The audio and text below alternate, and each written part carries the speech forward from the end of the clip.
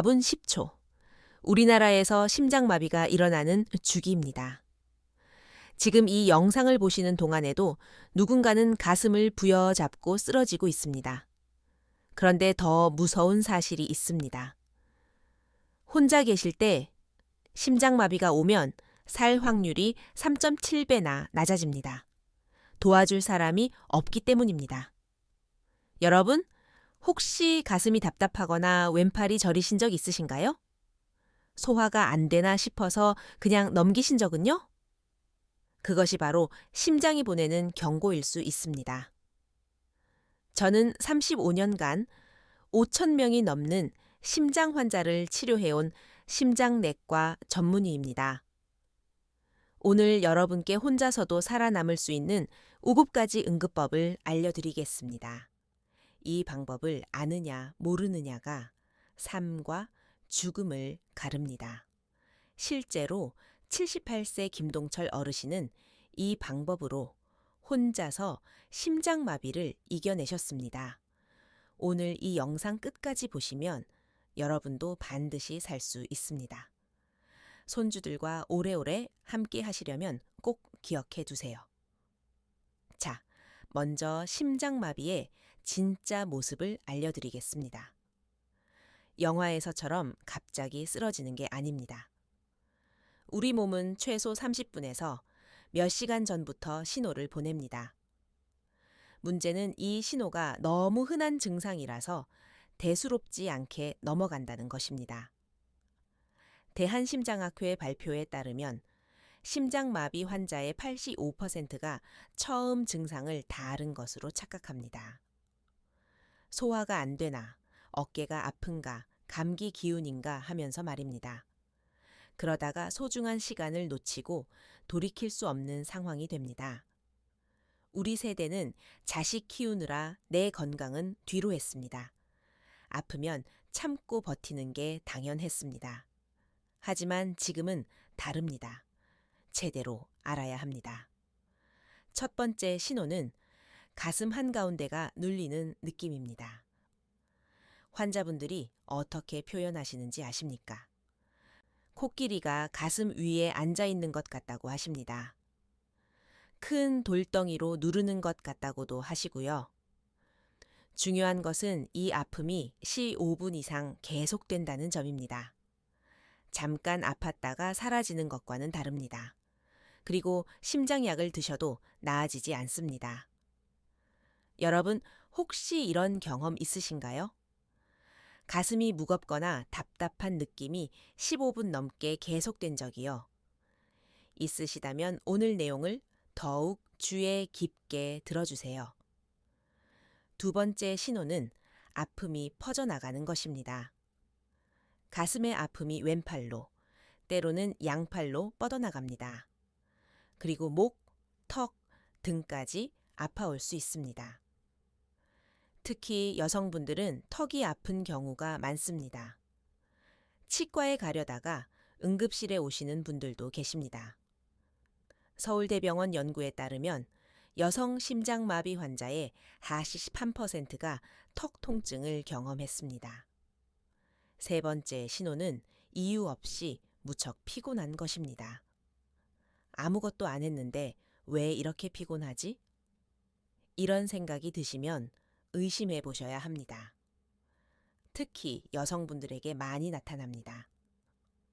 네 번째 신호는 갑자기 숨이 차고 식은땀이 나는 것입니다. 계단도 오르지 않았는데 숨이 가빠지거나 선풍기를 틀어놨는데도 식은땀이 줄줄 흐른다면요. 심장마비를 의심해 보셔야 합니다. 다섯 번째 신호는 어지럽고 토할 것 같은 느낌입니다. 많은 분들이 체한 것 같다고 소화제를 드시는데 이것은 매우 위험한 판단입니다. 자, 정리해 드리겠습니다. 5가지 신호입니다. 첫째, 가슴 한가운데 눌리는 느낌. 둘째, 왼팔과 턱으로 퍼지는 아픔. 셋째, 이유 없는 피로감. 넷째, 갑작스러운 숨참과 식은땀. 다섯째, 어지러움과 토할 것 같은 느낌.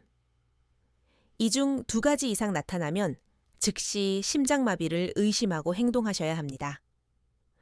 특히 혈압이 높으시거나 당뇨가 있으시거나 담배를 피우셨던 분들은 더욱 조심하셔야 합니다.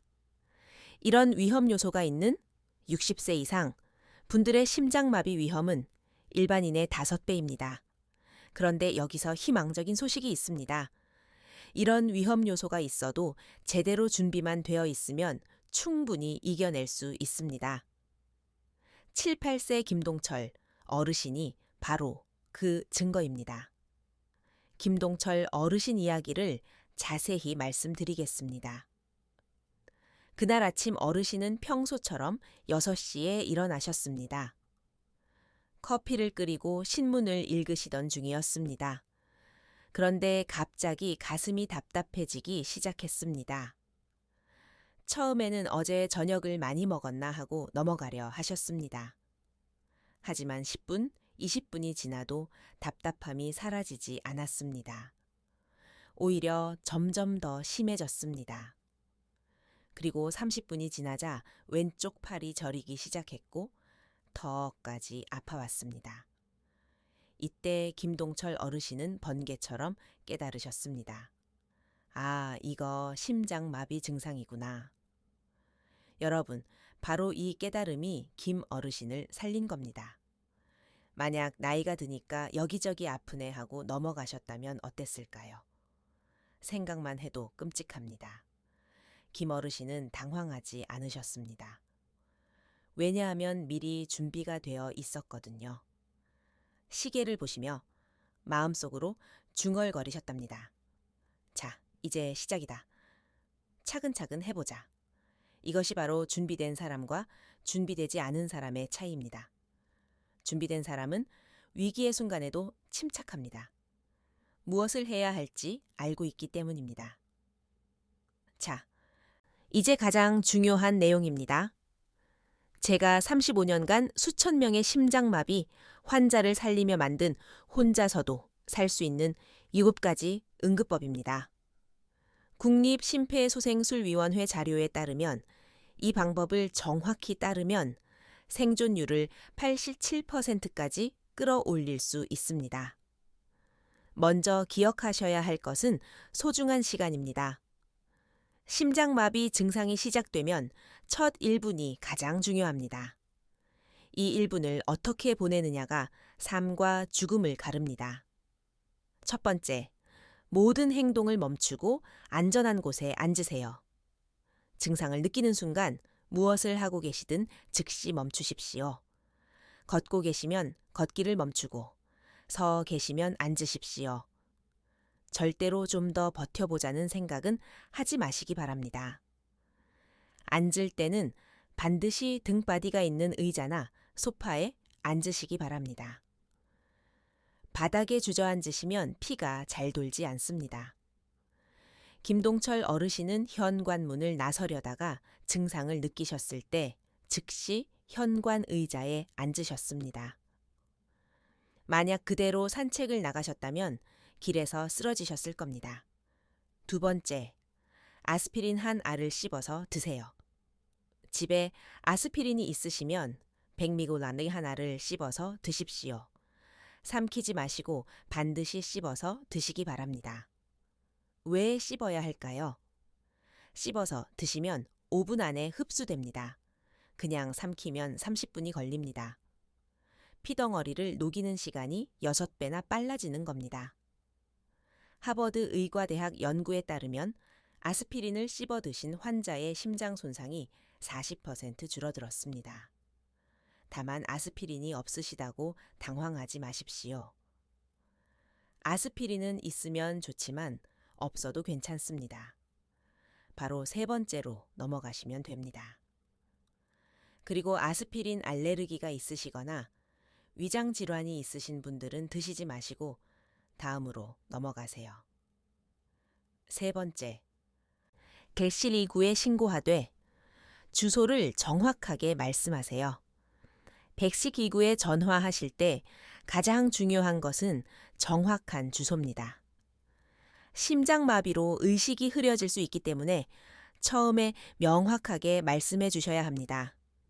서울시 강남구 역삼동 123번지 삼성아파트 101동 502호에서 심장마비 환자가 발생했습니다. 78세 남성이고 가슴이 아프고 숨쉬기가 어렵습니다. 이렇게 주소, 나이, 증상을 한 번에 말씀하시기 바랍니다. 일시구 상황실에서 더 물어볼 텐데 당황하지 마시고 차근차근 답변하시면 됩니다. 네 번째, 대문을 열어두고 비밀번호를 종이에 써두세요. 이 단계가 생각보다 매우 중요합니다. 응급대원들이 도착했을 때 문이 잠겨 있으면 귀중한 시간을 낭비하게 됩니다. 대문을 열어두시고 비밀번호 문이라면 큰 종이에 비밀번호를 써서 문에 붙여 두시기 바랍니다. 열쇠라면 현관 앞이나 화분 밑에 놓아 두세요. 혹시 도둑이 들어오면 어떻게 하지? 걱정하실 수 있지만 지금은 생명이 더 중요합니다. 도둑보다 심장마비가 훨씬 더 급합니다. 여기서 중요한 점이 하나 더 있습니다. 이 네 가지를 실행하는 동안 절대로 누워서는 안 됩니다. 많은 분들이 힘드니까 누워야지 하시는데 이것은 매우 위험합니다. 누우면 폐에 물이 차서 숨쉬기가 더 어려워집니다. 또한 물을 마시거나 음식을 드시면 안 됩니다. 심장마비 중에는 삼키는 힘도 떨어져서 기도로 들어갈 위험이 있습니다. 다섯 번째, 몸을 45도 세우고 다리를 약간 올리세요. 이 자세가 왜 중요한지 설명드리겠습니다. 심장마비가 오면 심장이 제대로 일하지 못해서 피 공급이 줄어듭니다. 이때 몸을 45도 정도 세우면 중력의 도움으로 머리로 가는 피의 양을 유지할 수 있습니다. 소파나 침대의 등바디를 45도 정도 세우고 기대어 앉으시면 됩니다. 그리고 다리는 쿠션이나 베개를 받쳐서 심장보다 약간 높게 올려주세요. 수도관에 물이 잘 안 나올 때 어떻게 하십니까? 수도관을 기울여서 물이 잘 흐르도록 하잖아요. 우리 몸도 마찬가지입니다. 자세를 바꾸면 피가 더 잘 흐릅니다. 여섯 번째, 가족에게 짧은 문자로 상황을 알리세요. 이때 중요한 것은 문자라는 점입니다. 전화를 하시면 안 됩니다. 왜냐하면 말을 하는 것 자체가 심장에 부담을 주고 가족들이 놀라서 이것저것 물어보면 그것에 답하느라 힘을 쓰게 되기 때문입니다. 문자는 아주 간단하게 보내시면 됩니다. 심장마비 증상 119 신고함. 서울대병원으로 갈 예정. 걱정 말고 병원으로 와주세요. 이 정도면 됩니다. 그리고 한 사람에게만 보내지 마시고 가족 여러 명에게 동시에 보내세요. 한 사람이 못 봤을 수도 있으니까요. 일곱 번째, 4초 동안 숨을 들이마시고 6초 동안 내쉬세요. 이것이 마지막이자 가장 중요한 단계입니다. 올바른 숨쉬기는 심장의 부담을 줄이고 피가 잘 돌도록 도와줍니다. 코로 4초 동안 천천히 숨을 들이마시고 입으로 6초 동안 천천히 내쉬시면 됩니다. 이때 배로 숨을 쉬시는 것이 중요합니다. 가슴으로 숨을 쉬시면 심장에 부담이 됩니다. 한 가지 비법을 알려드리겠습니다. 숨을 내쉴 때 후 하고 소리를 내면서 내쉬시면 더 효과적입니다. 이렇게 하면 자연스럽게 천천히 내쉬게 되고 긴장도 풀립니다. 대한심장학회 연구에 따르면 4초 들이마시고 6초 내쉬는 숨쉬기는 심장 뛰는 속도를 안정시키고 혈압을 낮춰줍니다. 김동철 어르신은 이 위도까지를 정확히 3분 만에 끝내셨습니다. 그리고 응급차가 올 때까지 숨쉬기에 집중하셨습니다. 시계를 보니까 증상이 시작된 지 4분이 지났더라고요. 그런데 신기하게 마음이 차분해졌어요. 제가 할 일은 다 했다는 생각이 들었거든요. 김 어르신의 말씀입니다. 바로 이것입니다. 준비된 사람은 위기 상황에서도 침착할 수 있습니다. 자신이 올바른 대처를 하고 있다는 확신이 있기 때문입니다. 결과가 어땠을까요? 김동철 어르신은 신고 후 14분 만에 병원에 도착하셨고 즉시 응급심장 수술을 받으셨습니다. 의료진이 놀랐던 것은 어르신의 의식이 끝까지 또렷했다는 점이었습니다. 수술 후 담당 의사가 저에게 말하길 환자분이 미리 완벽한 응급처치를 하셔서 심장 손상을 최소화할 수 있었다고 했습니다. 지금 김동철 어르신은 완전히 회복되어 손주들과 함께 건강하게 지내고 계십니다. 다시 한번 정리해 드리겠습니다. 5일까지 응급법입니다. 첫째, 앉기. 둘째, 아스피린 씹기. 셋째, 119 신고. 넷째, 문 열기. 다섯째, 45도 기대 앉기. 여섯째, 문자 보내기. 일곱째, 4초 들이마시고 6초 내쉬기. 이 순서대로 차근차근 하시면 됩니다. 외우기 어려우시면 앉아서 아스피린 먹고 119 부르고 문 열고 기대 앉아서 문자 보내고 숨쉬기. 이렇게 기억하세요. 자, 이제 평소에 어떻게 준비해야 하는지 알려드리겠습니다. 응급 상황이 닥쳤을 때 침착하게 대처하려면 미리 준비가 되어 있어야 합니다. 우리 세대는 무엇이든 미리미리 준비하는 것의 중요성을 잘 압니다. 김장을 담그듯이 겨울을 대비하듯이 심장마비에도 대비해야 합니다. 첫 번째 준비는 비밀번호 종이를 미리 써두는 것입니다. A4 용지에 큰 사인펜으로 비밀번호를 크게 써서 현관, 거실, 침실 등에 놓아두세요. 그리고 일주일에 한 번씩 실제로 연습해 보시기 바랍니다. 증상이 시작됐다고 가정하고 문을 열고 종이를 붙이는 연습을 해보세요. 처음에는 시간이 오래 걸리더라도 계속 연습하시면 1분 안에 끝낼 수 있습니다. 두 번째 준비는 휴대폰 응급 기능을 설정하는 것입니다. 요즘 스마트폰에는 응급 기능이 있습니다. 전원 버튼을 5번 연속 누르거나 소리 버튼과 전원 버튼을 동시에 누르면 자동으로 엘실 구위에 신고되고 미리 등록한 가족들에게 문자가 갑니다. 많은 어르신들이 이 기능을 모르고 계십니다. 자녀분들이나 손주들에게 부탁해서 꼭 설정해 두시기 바랍니다. 이 기능 하나가 생명을 구할 수 있습니다. 세 번째 준비는 휴대폰 잠금 화면에 의료 정보를 저장하는 것입니다. 여기에 혈액형, 먹고 있는 약, 알레르기, 응급 연락처를 저장해 두시면 의료진이 즉시 확인할 수 있습니다. 응급실에서 가장 답답한 순간이 언제인지 아십니까? 환자분이 의식을 잃으셨는데 어떤 약을 드시는지, 어떤 알레르기가 있는지 모를 때입니다.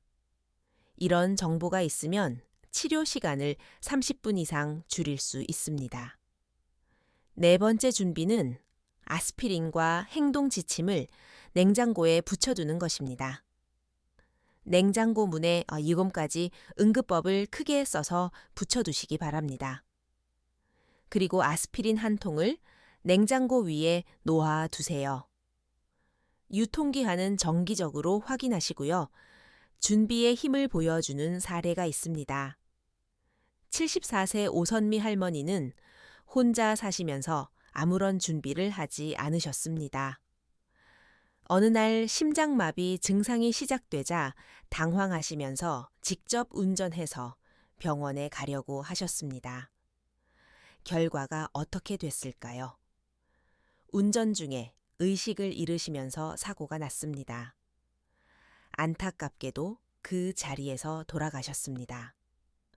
만약 미리 준비만 하셨다면 충분히 살 수 있었을 텐데요. 반면 76세 윤수일 할아버지는 달랐습니다. 이 네 가지 준비를 모두 완벽하게 해 두셨습니다. 그리고 실제로 심장마비가 왔을 때 침착하게 대처하셔서 완전히 회복하셨습니다. 선생님, 제가 미리 준비를 안 했으면 죽었을 거예요. 그런데 준비를 해뒀으니까 마음이 편하더라고요. 뭘 해야 할지 알고 있으니까요. 윤 할아버지의 말씀입니다. 여러분, 통계를 보면 65세 이상 중 3명 중 1명은 평생에 한 번은 심장 응급 상황을 겪습니다. 그리고 이 중 80%는 집에서 혼자 있을 때 생깁니다. 하지만 이 4가지만 준비해 두시면 그 80%의 위험에서 벗어날 수 있습니다. 아니, 오히려 20%의 생존자가 될 수 있습니다. 오늘 당장 실천하세요. 이 영상을 본 후에 나중에 해야지 하지 마시고 오늘 당장 하나씩 준비해 보시기 바랍니다. 먼저 휴대폰 응급 기능부터 설정해 보세요. 자, 이제 심장마비를 미리 예방하는 방법을 말씀드리겠습니다. 응급 대처법보다 더 중요한 것은 애초에 심장마비가 오지 않도록 예방하는 것입니다. 심장마비는 왜 생길까요? 심장에 피를 공급하는 혈관이 있는데 고혈압, 당뇨, 비만, 나쁜 콜레스테롤 때문에 혈관에 기름이 쌓입니다. 수도관에 물때가 끼는 것과 같습니다. 그러다가 어느 순간 그 기름 덩어리가 터지면서 혈관이 갑자기 막힙니다. 이것이 심장마비입니다. 반대로 생각하면 혈관을 깨끗하게 유지하면 심장마비를 예방할 수 있다는 뜻입니다. 첫 번째 예방법은 혈압을 관리하는 것입니다. 가정용 혈압계로 아침 저녁으로 재는 것이 좋습니다. 자고 일어나서 1시간 이내에 화장실 다녀오고 편하게 앉아서 재시면 됩니다. 가정에서 측정할 때 130에 85 이상이면 고혈압입니다. 병원에서 재는 것보다 기준이 약간 낮습니다. 혈압이 높으시면 반드시 의사 선생님과 상담하시고 약을 드셔야 합니다. 두 번째 예방법은 식습관을 바꾸는 것입니다. 소고기, 돼지고기를 줄이고 닭고기, 살코기, 등푸른 생선을 드시는 것이 좋습니다. 그리고 과일과 채소를 많이 드세요. 여기에 들어있는 항산화 성분이 혈관 염증을 줄여줍니다. 다만 당뇨가 있으신 분은 과일 섭취를 조금 주의하셔야 합니다. 염분 섭취도 줄이시기 바랍니다. 국물을 적게 드시고 김치도 살짝 헹궈서 드시면 좋습니다. 나트륨 섭취를 조금만 줄여도 심장마비 예방에 상당한 효과가 있습니다. 세 번째 예방법은 운동을 하는 것입니다. 대한심장학회에서 권장하는 운동은 속보입니다. 약간 땀이 날 정도로 40분간 걷는 것을 일주일에 3~4번 하시면 됩니다. 무리한 운동은 오히려 해롭습니다. 마라톤이나 등산보다 꾸준한 걷기가 심장에는 더 좋습니다. 네 번째 예방법은 담배를 끊는 것입니다. 담배는 혈관을 직접적으로 손상시킵니다. 금연 후 1년이 지나면 심장마비 위험이 절반으로 줄어듭니다. 혹시 아직 담배를 피우시는 분이 계시다면 오늘부터 끊으세요. 자식들에게 짐 안 되시려면 담배부터 끊으셔야 합니다. 마지막으로 주의해야 할 증상들을 말씀드리겠습니다. 예전에는 안 그랬는데 요즘 계단을 오르면 숨이 차거나 가슴이 아프다면요. 걷다가 가슴이 아파서 멈춰야 한다면요. 이런 증상이 있으시면 반드시 심장내과를 방문하시기 바랍니다. 심장이 보내는 경고를 무시하지 마세요. 자, 오늘 말씀드린 내용을 정리해 드리겠습니다. 심장마비의 5가지 신호입니다. 가슴 눌림, 팔과 턱으로 퍼지는 통증, 이유 없는 피로, 숨참과 식은땀, 어지러움과 구역질. 2가지 이상이면 심장마비를 의심하세요. 혼자서도 살 수 있는 7가지 응급법입니다. 앉기, 아스피린 씹기, L19 신고, 문 열기, 45도 기대 앉기, 문자 보내기, 4초 들이마시고 6초 내쉬기. 이 순서를 기억하세요. 평소에 해두어야 할 4가지 준비입니다. 비밀번호 종이 써두기, 휴대폰 응급 기능 설정, 의료 정보 저장, 아스피린과 행동 지침 붙여두기. 오늘 당장 시작하세요. 예방을 위한 생활 습관입니다. 혈압 관리, 건강한 식습관, 꾸준한 걷기 운동, 금연. 이것만 지키셔도 심장마비 위험을 크게 줄일 수 있습니다. 여러분, 오늘 배우신 내용을 꼭 기억해 주세요. 그리고 가족들에게도 알려주세요. 특히 혼자 사시는 부모님이나 친척 어르신들께 꼭 전해주시기 바랍니다. 저는 35년간 의사로 일하면서 확신하게 된 것이 있습니다. 준비된 사람은 위기를 이겨낼 수 있습니다. 여러분도 오늘부터 준비된 사람이 되셨습니다. 심장마비가 와도 무섭지 않았어요. 제가 뭘 해야 할지 알고 있었거든요. 김동철 어르신의 이 말씀이 여러분께도 현실이 되기를 바랍니다. 손주들과 오래오래 함께 하시려면 오늘 배운 것을 꼭 실천해 주세요. 우리 모두 건강하게 100세까지 함께 가봅시다. 오늘 영상이 도움이 되셨다면 좋아요와 구독 부탁드립니다. 여러분의 건강이 제일 중요합니다. 다음에도 유익한 건강 정보로 찾아뵙겠습니다. 건강한 하루 되시길 바랍니다.